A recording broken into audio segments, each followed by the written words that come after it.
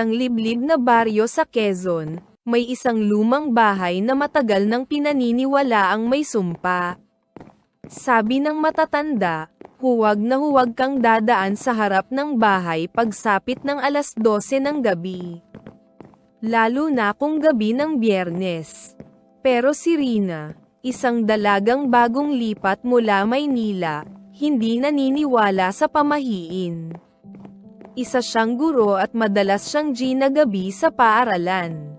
Isang Biyernes ng gabi, habang pauwi siya, napansin niyang sarado na ang daan pabalik sa kanyang inuupahan. Ang tanging alternatibo ay ang mas kilalang bahay ni Aling Rosa, ang bahay na sinasabing isinumpa.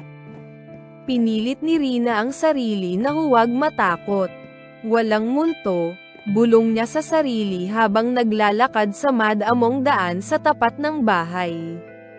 Habang papalapit siya, napansin niyang may ilaw ang bintana sa itaas. Sa kabila ng pagiging abandonado ng bahay, tila may taong nakasilip mula sa kurtina.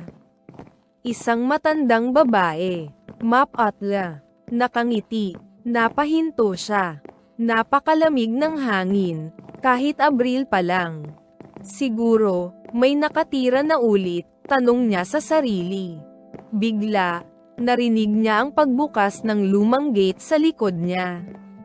Walang tao. Paglingon niya muli sa bintana, wala na ang babae. Pero sa gilid ng kanyang paningin, may puting aninong dumaan.